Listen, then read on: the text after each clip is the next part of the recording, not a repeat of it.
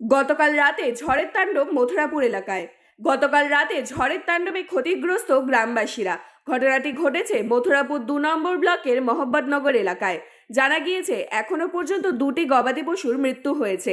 একাধিক বসতবাড়ি, গোয়ালঘর সহ ভেঙে পড়েছে ইলেকট্রিক পোলও। রাস্তার ধারে থাকা গাছগুলিও উপড়ে পড়েছে।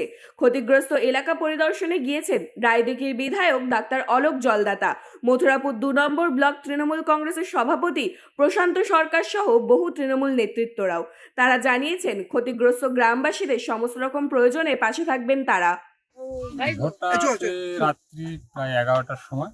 5 থেকে 10 মিনিটের ভিতরে ঝড়টা প্রচণ্ড পরিমাণে গতি বেগে আসে। আসার পরে আমরা বাড়ির ভিতরে ছিলাম। হঠাৎ ঘর যখন কড়কড় করে উঠিয়ে আমরা বাইরে বার হয়ে আসি। আসার পরে ঘরটি পড়ে যায়।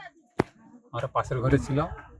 সকাল থেকে এসে আমরা এখানে এইসব মোটামুটি ভিতরে যে সব জিনিসপত্র ছিল সেগুলো আমরা বের করতেছি এবং আমাদের যিনি বিধায়ক তিনিও এসেছিলেন। শুনুন, এটা একটা সত্যি বীভৎস পরিস্থিতি। গতকাল সামান্য কয়েক মিনিটের ঝড়ে যে ধরনের এখানে ক্ষতি হয়েছে আমার নবপুর অঞ্চলের মোহাম্মদনগরে এই মুহূর্তে এখানে আমরা দাঁড়িয়ে আছি। এখানে পশ্চিমপাড়ায় এখানে আপনারা দেখছেন, আমাদের সঙ্গে সঙ্গে তো আপনারা আছেন, সকাল থেকে আমরা আসছি। বেশ অনেকগুলো ঘর একদম পুরো ভেঙে, মাটির ঘর পুরো ভেঙে মাটির সঙ্গে মিশে গেছে।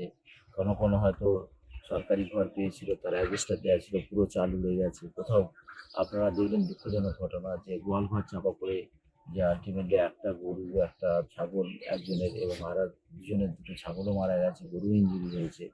এবং সবথেকে বড় কথা, অনেক গাছপালা একদম ভেঙে সর্বনাশ হয়ে গেছে। আর এই মুহূর্তে এমসিসি লাগু আছে। এবারে অবশ্যই আমি বিধায়ক হিসেবে যেটা কর্তব্য, আমার সঙ্গে যেমন জেলা পরিষদ সদস্য থেকে আরম্ভ করে লোকাল উপপ্রধান সাহেব থেকে জনপ্রতিনিধি যারা আছেন সবাই মিলে আমরা বিডিও সাহেবকে রিপোর্টিং করেছি, এডিএম ডিএম সাহেবকে জানিয়েছি। এবং আমাদের কাছে সবাই মানুষরা বলছে যে এই যে মাটির ঘরগুলো সত্যি যদি পাকা ঘর হয়ে যেত তাহলে তাদের আর এই দুর্দশার শিকার হতো না।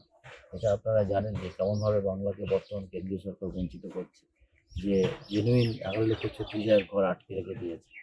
এটা আমরা কার কাছে বলবো বলুন তো দেখি? এটা মাননীয় প্রধানমন্ত্রীজি তিনি নিজে কমিটমেন্ট করেছিলেন, তিনি কথা রাখেন যে আজকে যার ফলে এই আমাদের নদীমাতৃক এলাকার এরকম ধরনের দুর্যোগে পরিস্থিতিতে হয়তো অনাহূতভাবে এই ঘরগুলো ভেঙে পড়ে ক্ষতি হয়ে যাচ্ছে।